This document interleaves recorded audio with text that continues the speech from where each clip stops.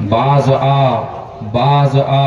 ہر آنچے ہستی باز آ، گر کافرو کبرو بت پرستی باز آ، این درگاہ ما درگاہ نہ امیدی نیست، گر صد بار توبہ شکستی باز آ۔ خیریت سے ہیں آپ لوگ؟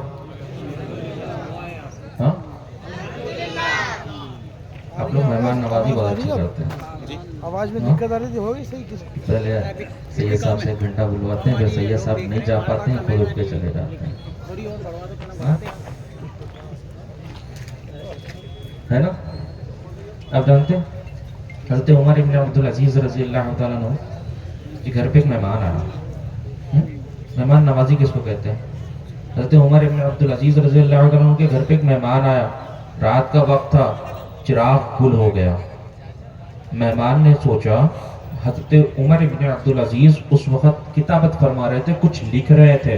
مہمان نے سوچا کہ میں جا کر چراغ روشن کر دوں۔ حضرت عمر ابن عبدالعزیز نے منع فرمایا۔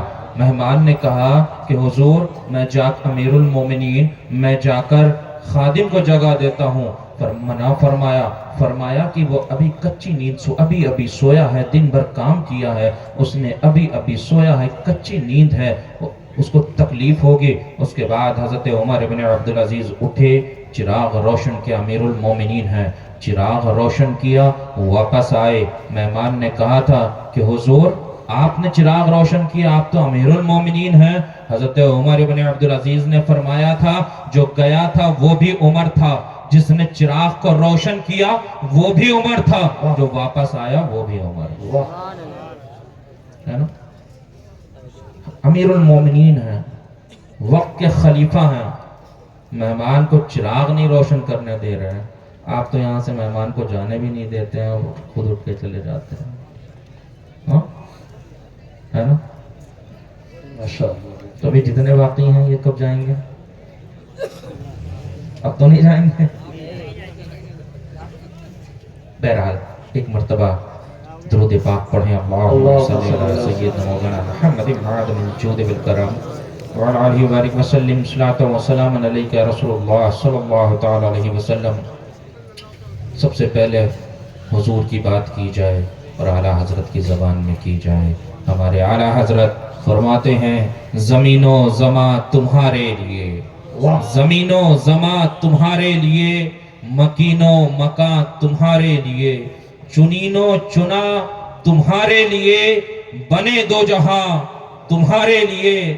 یا رسول اللہ دہن میں ہے زباں تمہارے لیے، بدن میں ہے جاں تمہارے لیے، آقا ہم آئے یہاں تمہارے لیے، اٹھے بھی وہاں تمہارے لیے۔ اور ہمارے تاج الشریعہ فرماتے ہیں جہاں بانی عطا کر دے، جہاں بانی عطا کر دے، بھری جنت ہبا کر دے، نبی مختار کل ہیں جسے جو چاہے عطا کر دے۔ اور کسی شاعر نے کہا ہے خدا و مصطفیٰ کے رمز سے ادراک عاجز ہے، خدا و مصطفیٰ کے رمز سے ادراک عاجز ہے، خدا کو مصطفیٰ جانے اور مصطفیٰ کو خدا جانے۔ اور آج 13 رجب کی بھی شروعات ہو گئی ہے نا؟ 13 رجب بھی لگ گئی تو کسی شاعر نے کہا ہے سوالی جس در کا ہر ولی ہے، سوالی جس در کا ہر ولی ہے وہ علی ہے، ہاں وہ علی ہے، ہاں وہ علی ہے۔ آج 3 موضوع ہیں کہ یہ ایسا موقع ہے کہ مدرسے کی بچوں کی دستار بندی بھی ہے، حضرت چاند شاہ رحمہ کا عرس بھی ہے، اور آج مولا کائنات مشکل کشا شیر خدا علی المرتضیٰ رضی اللہ تعالیٰ عنہ کی یوم ولادت کی ہے نا؟ 3 موضوع۔ بہرحال میں نے قرآن کی ایک آیت کی تلاوت کی جس کا سیدھا سادہ مفہوم ہے کہ اے ایمان والو نیک عمل کرو۔ آج ہوتا یہ ہے کہ ہم نے نماز پڑھی، بس ہم نے جانا کہ صرف نماز نیک عمل ہے، بے شک نماز نیک عمل ہے۔ ہم نے روزہ رکھا تو ہم نے سوچا کہ بس یہی نیک عمل ہے، حج کیا، زکوٰۃ ادا کی، بے شک یہ نیک عمل ہے، یہ تو فرض ہے، ہم کو کرنا ہی کرنا ہے نا؟ لیکن جانتے ہو ہم اس محفل پاک میں حاضر آئے، ہم نے سمجھا کہ اس محفل پاک میں ہم آئے، بس یہی نیک عمل ہے۔ لیکن جانتے ہو اسی محفل پاک کے برعکس اگر کہیں ڈھول تاشے کی محفل ہو رہی تھی، وہاں جانے سے اپنے آپ کو روک لیا، یہ بھی نیک عمل ہے۔ گناہوں سے اپنے آپ کو روکنا، گناہوں سے اپنے آپ کو بچانا، یہ بھی نیک عمل۔ نیک عمل تو نیک عمل ہے ہی، لیکن گناہوں سے اپنے آپ کو روکنا یہ بھی نیک عمل ہے نا؟ گناہوں سے اپنے آپ کو روکنا یہ بھی نیک عمل ہے۔ بنی اسرائیل میں ایک شخص قاضی تھا، بنی اسرائیل کا ایک قاضی تھا۔ وہ قاضی حج سفر کے لیے جانے لگتا ہے۔ وہ قاضی اپنے چھوٹے بھائی کو اپنا قائم مقام قاضی بنا کے جاتا ہے۔ جب وہ قاضی حج سفر کے لیے روانہ ہو جاتا ہے تو اس کا چھوٹا بھائی جو قائم مقام قاضی ہوتا ہے، اس کی نظر اپنے بڑے بھائی کی بیوی پہ پڑتی ہے۔ اپنے بڑے بھائی کی بیوی کے حسن جمال کو دیکھتا ہے، اس سے اپنی نفسیاتی خواہش کو ظاہر کرتا ہے۔ وہ عورت کہتی ہے، اے میرے دیور اللہ سے ڈر، اے میرے دیور اللہ سے ڈر۔ وہ اپنی نفسیاتی خواہش کو ظاہر کرتا ہے، اپنی طاقت کو اپنی بھابی کے اوپر دکھاتا ہے۔ وہ عورت کہتی ہے، اے وقت کے قاضی تو کچھ بھی کر لے، میں گناہ کے قریب نہ جاؤں گی۔ اسی درمیان شیطان آ جاتا ہے۔ شیطان کہتا ہے وقت کے قاضی سے کہ تو تو وقت کا قاضی ہے، تو تو وقت کا قاضی ہے، تو اب اس سے کہے کہ اگر اس نے تیری بات کو نہیں مانا تو تو اس کو رجم کر دے، اس کو سنسار کر دے، اس کو سزا دے۔ وقت کا قاضی کہتا ہے کہ اے میری بھائی کی زوجہ، اگر تو نے میری نفسیاتی خواہش کو نہیں پورا کیا تو میں تجھے سنسار کر دوں گا۔ وہ عورت، وہ نیک پارسا عورت کہتی ہے کہ اے وقت کے قاضی تو جو چاہے کر لے، میں گناہ کے قریب نہ جاؤں گی۔ بہرحال وقت کا قاضی اسے سنسار کر دیتا ہے۔ دو لوگ جھوٹی اس کے خلاف جھوٹی گواہی پیش کرتے ہیں، لوگ اس کو سنسار کر کے واپس چلے آتے ہیں۔ اسی راستے سے ایک ساروان گزرتا ہے، ساروان عورت کے کرہانے کی آواز سنتا ہے، ساروان عورت کے قریب جاتا ہے، دیکھتا ہے لہو لہان ایک عورت پڑی ہوئی ہے۔ ساروان اسے اٹھا کے اپنے گھر لے کر جاتا ہے، ساروان اس کی مرہم پٹی کرتا ہے۔ کچھ ہی مدت کے درمیان میں اس کے زخم بھرنے لگتے ہیں، لیکن اسی مدت میں ساروان اس نیک پارسا خاتون سے الفت کر بیٹھتا ہے، محبت کر بیٹھتا ہے۔ ساروان کے خاندان کا ایک نوجوان ساروان کے گھر پہ آتا ہے، ساروان کے گھر پہ وہ نوجوان آتا ہے، اس کی نظر اس حسین و جمیل عورت پہ پڑتی ہے، اس عورت سے الفت کر بیٹھتا ہے، محبت کر بیٹھتا ہے۔ ایک روز وہ نوجوان اپنی نفسیاتی خواہش اس عورت کے سامنے ظاہر کرتا ہے۔ وہ عورت ایک جواب دیتی ہے کہ اے نوجوان اللہ سے ڈر، اے نوجوان اللہ سے ڈر۔ وہ نوجوان ناراض ہو جاتا ہے، گھر جاتا ہے، رات کو پھر آتا ہے، اپنی یقین میں ایک قتل کرتا ہے۔ صبح ہوتی ہے، ساروان کی بیوی شور مچاتی ہے، ساروان کی بیوی اس مدت میں سمجھ چکی ہوتی ہے، بیوی ہے سمجھ چکی ہوتی ہے کہ میرا شوہر اس عورت کی الفت میں گرفتار ہو چکا ہے۔ ساروان کی بیوی اس نیک پارسا خاتون پہ اس قتل کا الزام لگاتی ہے۔ ساروان جان لیتا ہے، وہ ساروان اس نیک پارسا خاتون کو قریب بلاتا ہے، بلانے کے بعد اسے چند اشرفیاں دیتا ہے، اشرفیاں دے کر کہتا ہے اے نیک پارسا خاتون تو یہاں سے چلی جا۔ وہ نیک پارسا خاتون وہاں سے چلی جاتی ہے۔ جب چلنے لگتی ہے، راستے میں ایک آبادی سے گزرتی ہے، ایک جگہ ایک آبادی میں بھیڑ لگی ہوتی ہے، بھیڑ کے قریب جاتی ہے، معلوم کرتی ہے ماجرا کیا ہے۔ معلوم پڑتا ہے ایک نوجوان کو سولی پہ چڑھایا جا رہا ہے، ایک نوجوان کو پھانسی دی جا رہی ہے۔ معلوم کرتی ہے کس بنا پہ اس کو سولی پہ چڑھایا جا رہا ہے، کس بنا پہ اس کو پھانسی دی جا رہی ہے۔ آپ لوگ کھڑے ہو جائیں۔ نعرہ تکبیر، نعرہ رسالت، مسلک اعلی حضرت، نبی اعلی حضرت، خلیفہ تاج الشریعہ حضرت علامہ عمران رضا عرف سمنانی میاں صاحب قبلہ، درگاہ اعلی حضرت بریلی شریف۔ نعرہ تکبیر، نعرہ تکبیر، نعرہ رسالت، نعرہ رسالت، نعرہ رسالت، مسلک اعلی حضرت، مسلک اعلی حضرت، نعرہ تکبیر، نعرہ رسالت، سمنانی میاں حضور صاحب قبلہ، مسلک اعلی حضرت، مسلک اعلی حضرت، नारे तकबीर।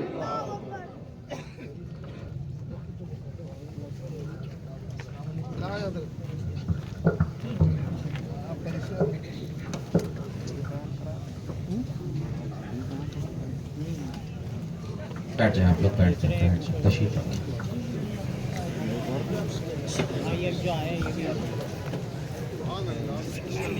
एक मरतबा दुरूद पाक पढ़ने अल्लाहुम्मा सल्ली अला सय्यिदना मौलाना मुहम्मद मअदनिल जूद वल करम व अला आलिहि व बारिक व सल्लिम सलातन व सलामन अलैका या रसूलुल्लाह सल्लल्लाहु तआला अलैहि वसल्लम। उन्हें एक पारसा खातून उसके सारबान के घर से निकल जाती है, एक आबादी में पहुंचती है, देखती है एक आबादी में भीड़ लगी हुई है, भीड़ के करीब जाती है, मालूम करती है माजरा क्या है। मालूम पड़ता है एक नौजवान को फांसी दी जा रही है। पूछती है इसको फांसी क्यों दी जा रही, इसको सूली पे क्यों चढ़ाया जा रहा। मालूम पड़ता है कि ये नौजवान दीन से मोहब्बत करता था, दीन से मोहब्बत करने के बिना पे इसको सूली पे चढ़ाया जा रहा है। औरत कहती है, वो नेक पारसा खातून कहती है कि मेरे पास चंद अशरफियां हैं, ये अशरफियां मुझसे ले लो, इस नौजवान की गर्दन को छोड़ दो, इस नौजवान को आजादी दे दो। वो लोग अशरफियां ले लेते हैं, नौजवान को रिहा कर दिया जाता है, नौजवान को आजादी दे दी जाती है। नौजवान औरत के करीब आता है, औरत से कहता है, ऐ नेक पारसा खातून, तूने मेरे ऊपर एहसान किया है, मुझे अपना खादिम बना ले, मुझे अपने हमरा ले ले। वो नेक पारसा खातून उस नौजवान को अपने हमरा लेती है, चलना शुरू करती है। चलते चलते ये दोनों समंदर के किनारे पहुंचते हैं। समंदर के किनारे पे जब वो नौजवान वो औरत पहुंचती है तो शैतान नौजवान को बहकाता है। अब वो नौजवान औरत के सामने अपनी नफ्सियाती ख्वाहिश को जाहिर करता है। जब नफ्सियाती ख्वाहिश को जाहिर करता है, वो नेक पारसा खातून उस नौजवान से कहती है, ऐ नौजवान अल्लाह से डर, ऐ नौजवान अल्लाह से डर। वो नौजवान नाराज हो जाता है। उसी दरमियान समंदर के साहिल पर एक जहाज आके रुकता है। जहाज का मालिक उतरता है। वो नौजवान जहाज के मालिक के करीब जाता है, जहाज के मालिक से कहता है, ऐ जहाज के मालिक, मेरे पास एक हसीनो जमील बांदी है, मेरे पास एक हसीनो जमील कनीज है, मेरे पास एक हसीनो जमील लौंडी है, मैं उसे फरोख्त करना चाहता हूँ, तो क्या उसको खरीदेगा? जहाज का मालिक कहता है, मुझे उसे दिखाओ। जहाज का मालिक उस पारसा खातून के तरफ देखता है, उसके हुस्न पे फरेफ्ता हो जाता है, 300 अशरफियों में उसको खरीद लेता है। अब जहाज का मालिक नेक खातून के पास आता है, नेक खातून को अपने साथ ले जाने लगता है। वो नेक पारसा खातून चिल्ला चिल्ला के कहती है कि ऐ जहाज के मालिक, मैं लौंडी नहीं हूँ, मैं आजाद हूँ, मैं कनीज नहीं हूँ, मैं बांदी नहीं हूँ, मैं हुर्रा हूँ। वो एक न सुनता है, जहाज में लेके जाता है, जहाज चलना शुरू करता है। अब वो जहाज के मालिक की नीयत खराब होती है। वो अब उस हसीनो जमील नेक पारसा खातून की असमत दरी करना चाहता है, वो उसकी इज्जत पे हमला करना चाहता है। वो औरत से अपनी नफ्सियाती ख्वाहिश को जाहिर करता है। वो नेक पारसा खातून उस जहाज के मालिक से कहती है, ऐ जहाज के मालिक अल्लाह से डर, जहाज के मालिक अल्लाह से डर।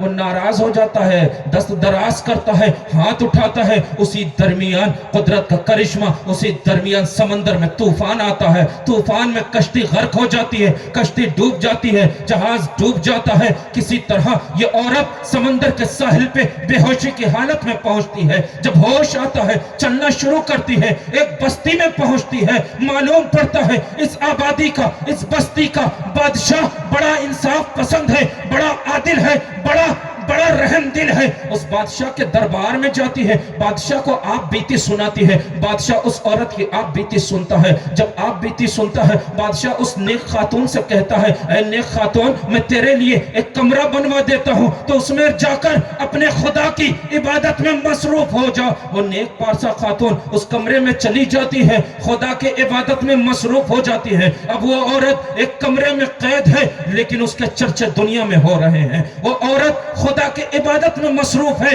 लेकिन उसके चर्चे दुनिया में आम हो रहे हैं। अब मरीज आता उसके हक में वो औरत दुआ करती, खुदा ताला उसकी दुआ को शर्फ कबूलियत अता फरमाता। वो शिफा पाकर इसके दरबार से जाता। अब आलाम के मारे लोग उस औरत के दरवाजे पे आते, वो उनके हक में दुआ करती, खुदा ताला उसकी दुआ को शर्फ कबूलियत अता फरमाता। लोग मुसीबत के मारे मुसीबत से नजात पाते। एक रोज जब औरत का शौहर وقت کا قاضی حج سفر سے واپس آتا ہے، آنے کے بعد بیوی کے بارے میں معلوم کرتا ہے، معلوم پڑتا ہے تیری بیوی نے گناہ کیا تھا، وقت کے قاضی نے اسے سنسار کر دیا، گھر کو جاتا ہے، معلوم پڑتا ہے چھوٹا بھائی جس کو قائم مقام قاضی بنایا تھا اس کی آنکھوں کی بینائی چلی گئی، دو اور لوگ ہیں جن کے منہوں کو خدا تعالیٰ نے لا علاج امراض میں لاحق فرما دیا۔ اب لوگ کہتے ہیں کہ فلاں مقام پہ چلے جاؤ، فلاں مقام پہ اپنے بھائی کو اور ان لوگوں کو لے کر چلے جاؤ، وہاں ایک عورت ہے، اگر وہ عورت ان کے حق میں دعا کر دے گی خدا تعالیٰ انہیں بینائی عطا فرما دے گا، خدا تعالیٰ انہیں شفا عطا فرما دے گا۔ اب وقت کا قاضی اپنے نابینا بھائی کو لے کر چلتا ہے، ان دو لوگوں کو لے کر چلتا ہے، راستے میں وہ نوجوان ملتا ہے، بڑی مصیبت میں گرفتار ہوتا ہے، کہتا ہے کہ مجھے بھی اپنے ہمراہ لے لو، وہ بھی ساتھ ہو لیتا ہے، آگے بڑھتے ہیں، پھر راستے میں جہاز کا مالک ملتا ہے، بڑے آلام میں مبتلا ہوتا ہے، کہتا ہے ہمیں ساتھ لے لو، اسے بھی ساتھ لیا جاتا ہے۔ جب عورت کے دربار میں پہنچتے ہیں، عورت سے دعا کے لیے کہتے ہیں، عورت ایک قید لگا دیتی ہے، عورت ایک شرط رکھ دیتی ہے کہ تم اپنے گناہوں کا اعلانیہ طور پہ اعتراف کرو، ہم تمہارے حق میں دعا کریں گے۔ وقت وہ نابینا ہوتا ہے، وہ کہتا ہے کہ میری ایک بھابی تھی، بڑی حسین و جمیل تھی، بڑی نیک اور پارسا خاتون تھی، میں اس کی عصمت دری کرنا چاہتا تھا، میں اس کے ساتھ گناہ کرنا چاہتا تھا، اس نے مجھ سے جملہ کہا تھا کہ اے میرے دیور اللہ سے ڈر، میں نہ مانا، میں نے اس کی بات کو نہ مانا، میں نے اس کو سنسار کیا، خدا تعالیٰ نے میری آنکھوں کی بینائی کو چھین لیا، خدا تعالیٰ نے مجھے نابینا کر دیا۔ وہ دو لوگ تھے جن کے منہوں کو خدا تعالیٰ نے لا علاج امراض میں لاحق فرما دیا تھا، کہنے لگے کہ وہ عورت بڑی نیک تھی، بڑی پارسا تھی، میں نے اس کے حق میں گواہی دی تھی، اس کے مخالفت میں گواہی دی تھی، اس کے اوپر زنا کا الزام لگایا تھا، خدا تعالیٰ نے ہمارے منہوں کو لا علاج امراض میں مبتلا کر دیا۔ وہ نوجوان کہتا ہے کہ میں اس عورت کی الفت میں گرفتار ہو گیا تھا، میں نے اس سے نفسیاتی خواہش کو ظاہر کیا تھا، اس نے مجھ سے کہا تھا اے نوجوان اللہ سے ڈر،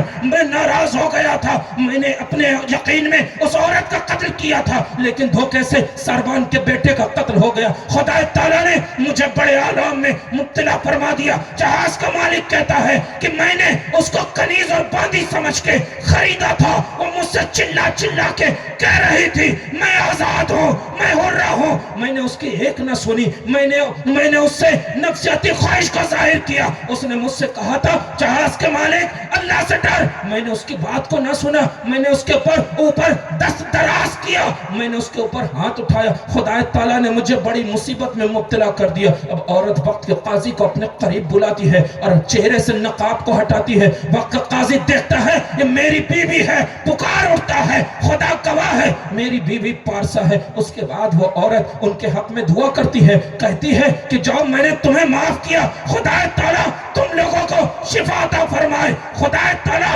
تمہیں تمہارے آلام سے نجات عطا فرمائے۔ کہنا بتانے کا مقصد یہ کہ جب بندہ خدا سے ڈرتا ہے، خدا تعالیٰ اس کی دعاؤں کو شرف قبولیت بھی عطا فرما دیتا ہے، اور جس کے اندر خدا کا خوف ہوتا ہے، خشیت الہی ہوتی ہے، گناہوں سے دور رہتا ہے، خدا تعالیٰ دنیا میں اس کو ممتاز کر دیا کرتا ہے، دنیا میں اس کے چرچے کر دیا کرتا ہے۔ قرآن کا وہ عورت کمرے میں بند تھی، خدا کی عبادت میں مصروف تھی، دنیا میں اس کے چرچے ہو رہے تھے، قرآن نے کہا فَاذْكُرُونِي أَذْكُرْكُمْ، تم میرا ذکر کرو میں تمہارا چرچا کروں۔ بے شک سبحان اللہ زندہ باز۔ لیکن آج ہم کیا کر رہے ہیں؟ آج ہم کیا کر رہے ہیں کہ ہمارے دل میں گناہوں کا ڈر ہے؟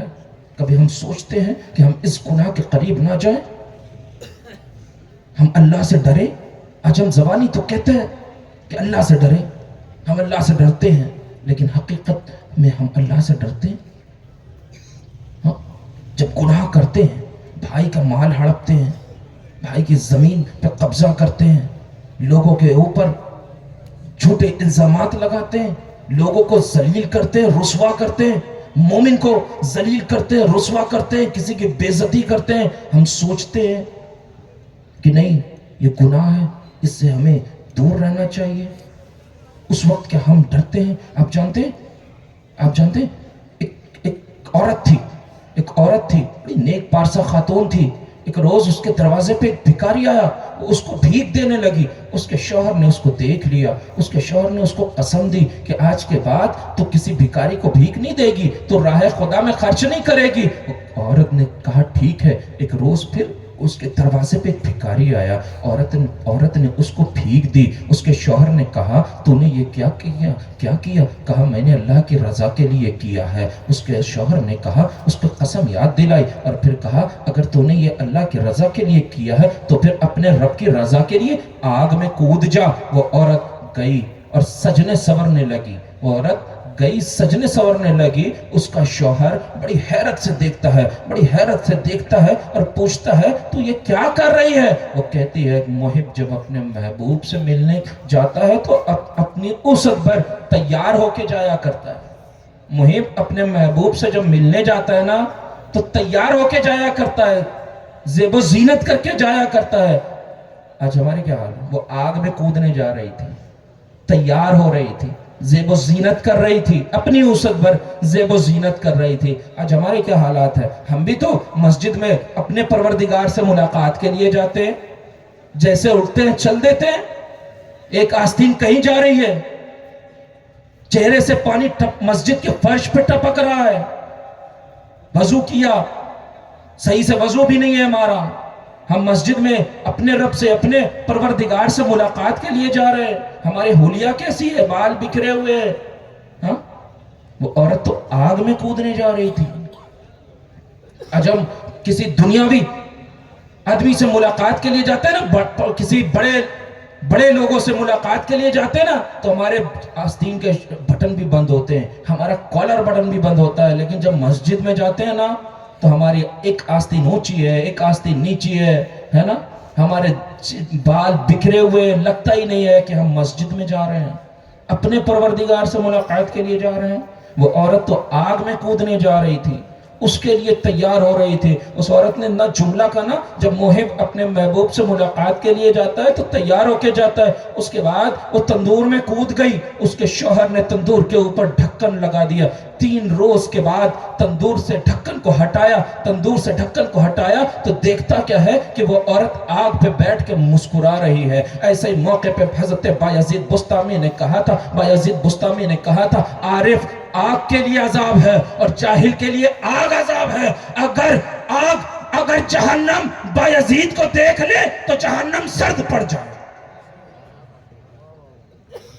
بایزید بستامی نے فرمایا تھا عارف آگ کے لیے عذاب ہے، عارف آگ کے لیے عذاب ہے اور جاہل کے لیے آگ عذاب ہے نا؟ آج ہم کہاں؟ ہمارے لیے کیا عذاب ہے؟ ہم آگ کے لیے عذاب ہیں یا آگ ہی ہمارے لیے عذاب ہے؟ آپ جانتے ہیں کہ ایک بزرگ تھے، وہ دیکھتے ہیں کہ ایک لوہار ہے، وہ لوہار گرم لوہے کو، بالکل لال تپتے ہوئے لوہے کو ہاتھ سے پکڑتا ہے، اس کو چلتا نہیں ہے۔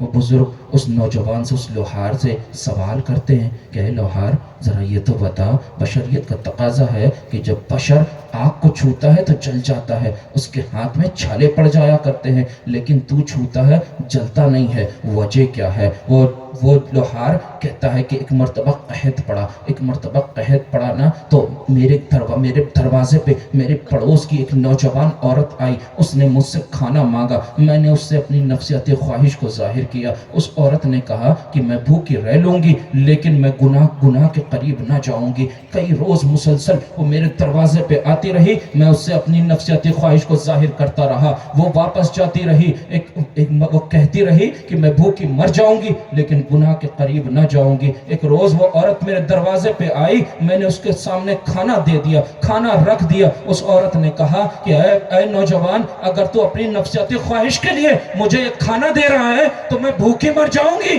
لیکن گناہ کے قریب نہ جاؤں گی۔ اس نے کہا کہ نہیں، میں تجھے خدا کی رضا کے لیے دے رہا ہوں۔ اس عورت نے فوراً اپنے ہاتھوں کو اٹھا، رب کی بارگاہ میں اٹھایا، اٹھانے کے بعد دعا کرتی ہے کہ پروردگار عالم، اگر یہ نوجوان اپنی بات میں سچا ہے تو اے پروردگار عالم، اسے دنیا اور آخرت کی آگ سے محفوظ فرما دے۔ وہ نوجوان کہتا ہے ان بزرگ سے کہ اے بزرگ، جس روز سے اس عورت نے میرے لیے رب کی بارگاہ میں اپنے ہاتھوں کو اٹھا کے دعا کی تھی کہ پروردگار عالم اس نوجوان کو دنیا اور آخرت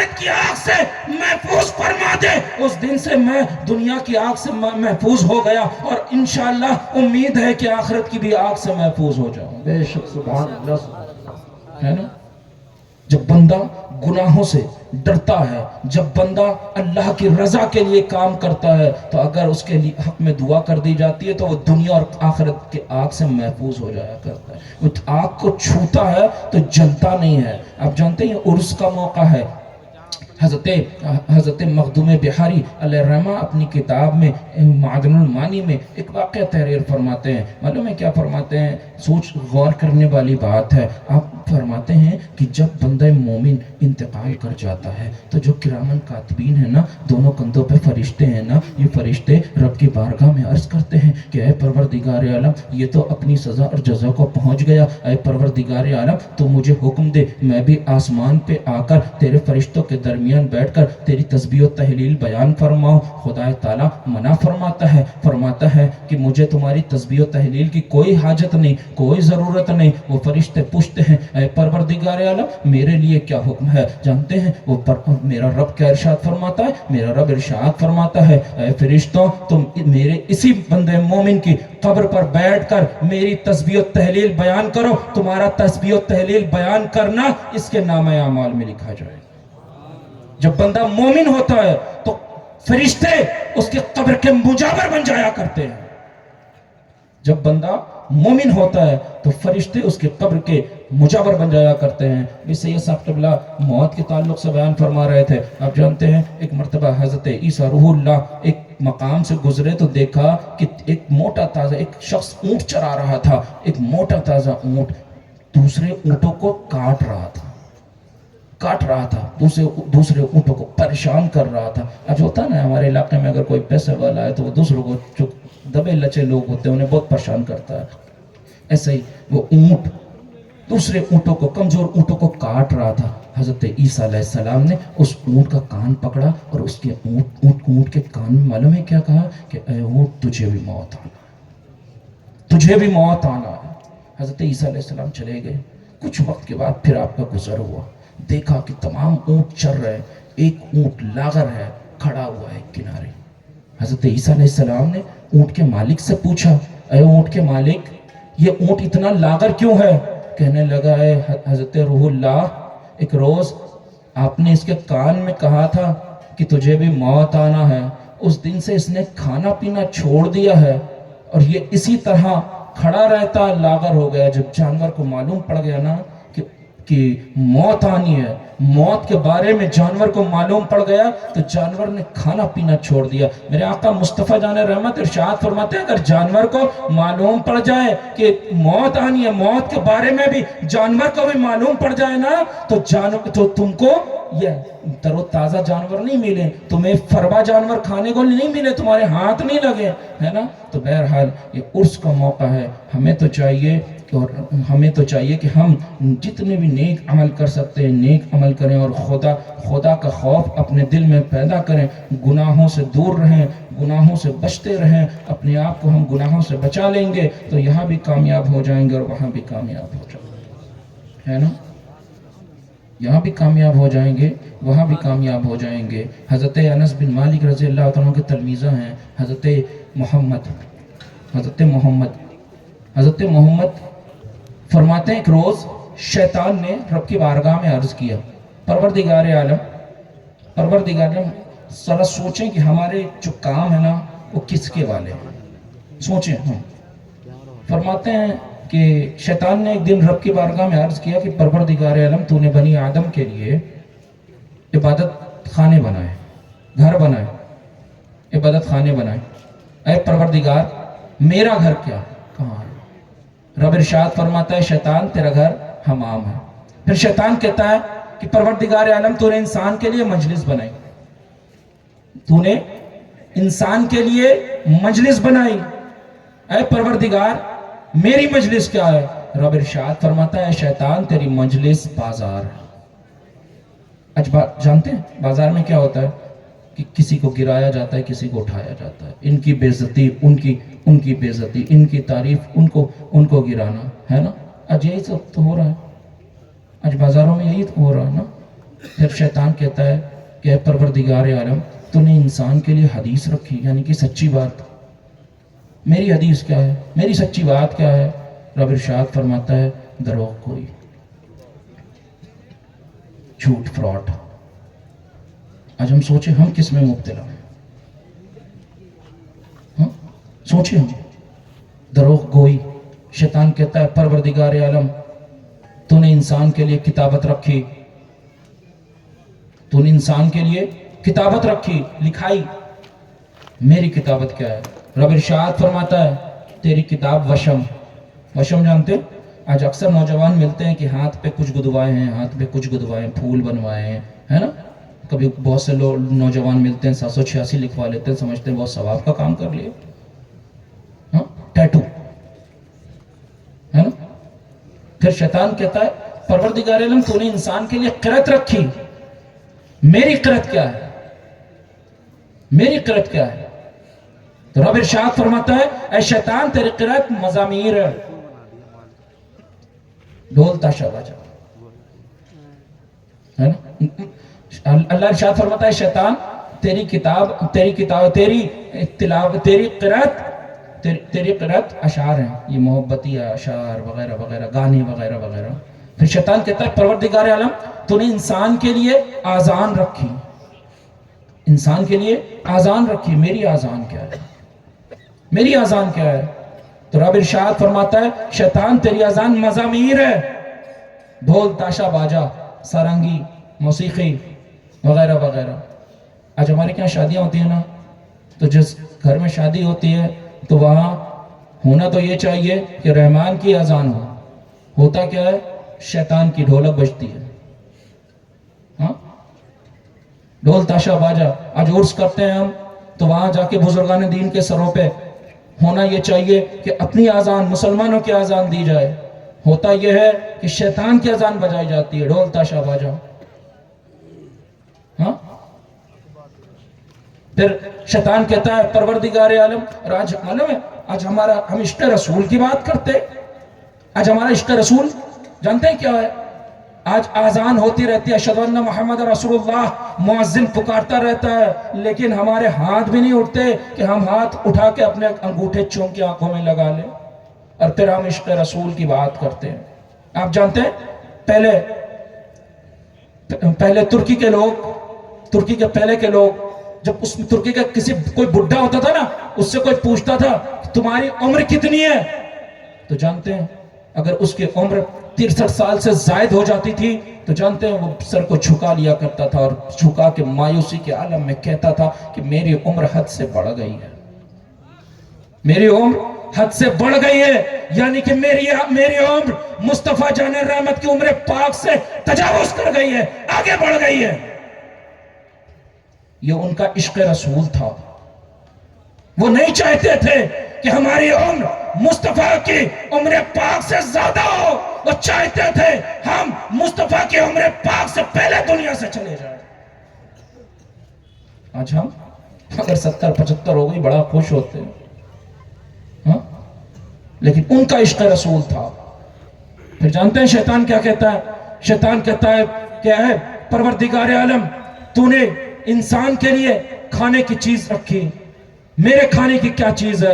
رب ارشاد فرماتا ہے کہ اے شیطان جس پر میرا نام نہ لیا جائے وہ تیرے کھانے کی چیز ہے.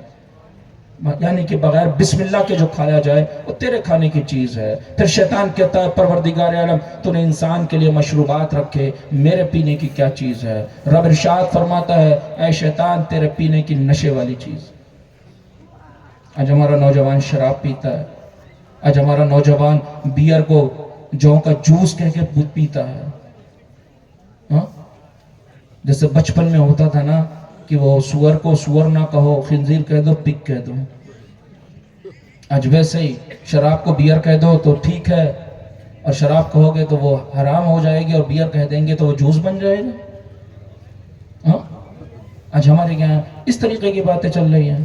بہرحال اللہ تعالی ہم سب کو برائی سے بچائے. آپ جانتے ہیں آج مولا کائنات مشکل کشا شیر خدا علی المرتضیٰ کا دن ہے.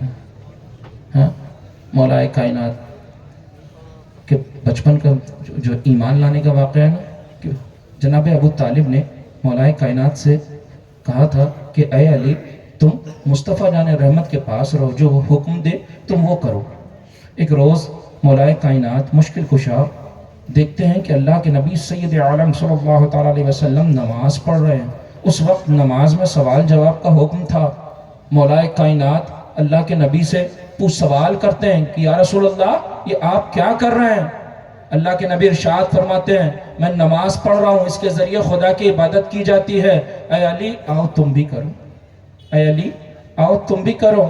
مولائے کائنات سوچنے لگتے ہیں کہ میں اپنے والد جناب ابو طالب سے تو پوچھ لوں۔ مولائے کائنات 3 قدم چلتے ہیں، چوتھے قدم پہ رک جاتے ہیں، سوچنے لگتے ہیں میرے والد ابو طالب نے تو کہا تھا کہ جو محمد عربی کہیں تم وہ کرنا۔ اب واپس آتے ہیں، کلمہ پڑھتے ہیں۔ اب جانتے ہیں جو 3 قدم پہ رکے، بہت سے بزرگان دین نے بیان فرمایا کہ جو تیسرے قدم پہ چوتھے قدم پہ رکے تھے، یہ ہو سکتا ہے یہ بھی ایک وجہ ہو مولائے کائنات کے چوتھے خلیفہ ہونے کی، مولائے کائنات کے چوتھے خلیفہ ہونے کی یہ بھی ایک وجہ ہو۔ آپ جانتے ہیں مولائے کائنات کون ہے؟ ایک مرتبہ اللہ کے نبی سید عالم صلی اللہ تعالیٰ علیہ وسلم سے ایک صحابی نے عرض کیا یا رسول اللہ آپ کو سب سے زیادہ محبوب کون ہے؟ اللہ کے نبی نے ارشاد فرمایا تھا کہ بعد الانبیاء افضل البشر بالتحقیق ابو بکر مجھے سب سے زیادہ محبوب ہیں۔ تو صحابی نے کہا تھا یا رسول اللہ اور علی؟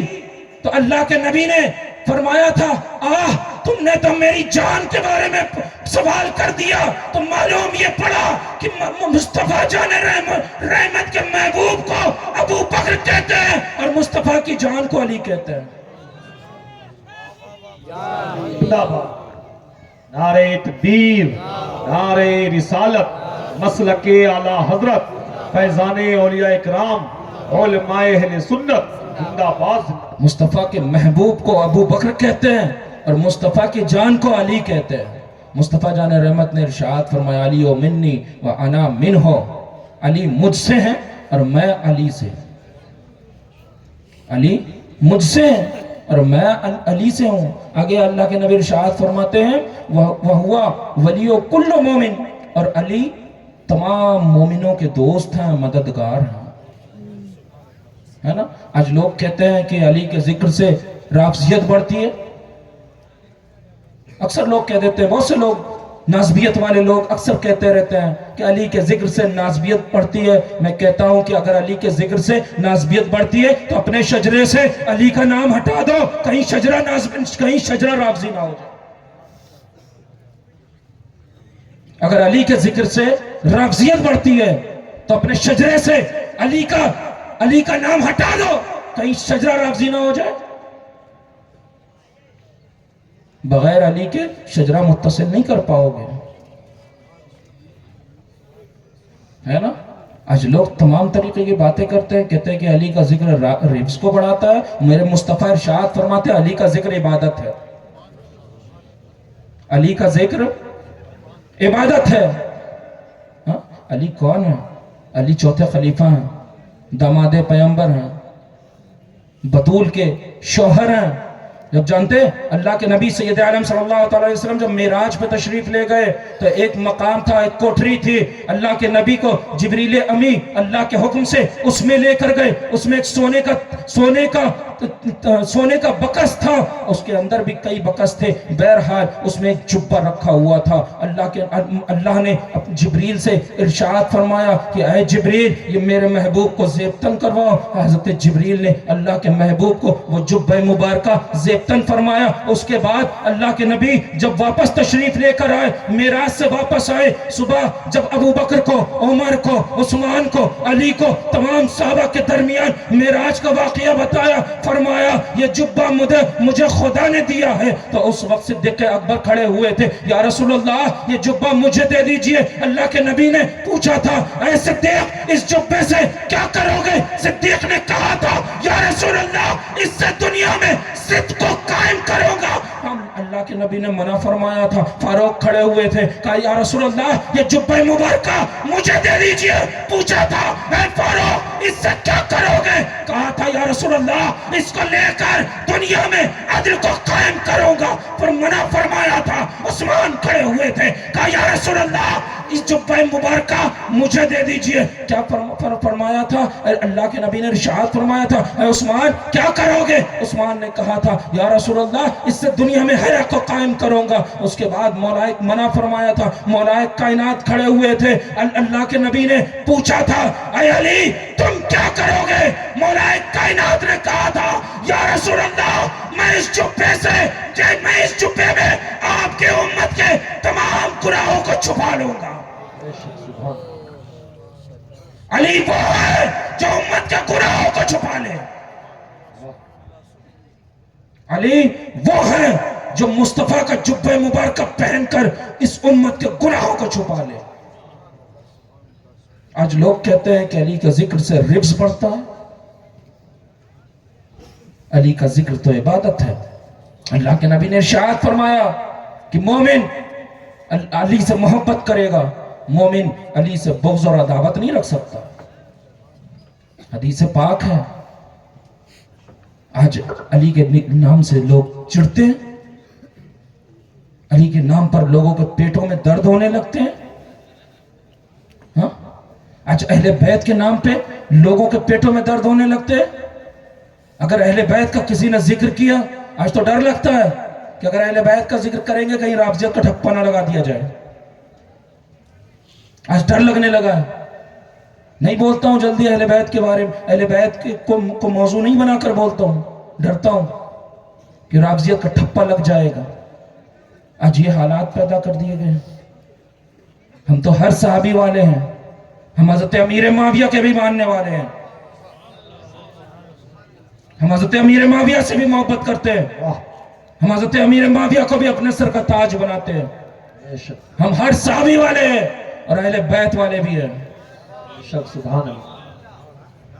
हम चारियारी भी हैं, पंजतने पाक वाले भी हैं।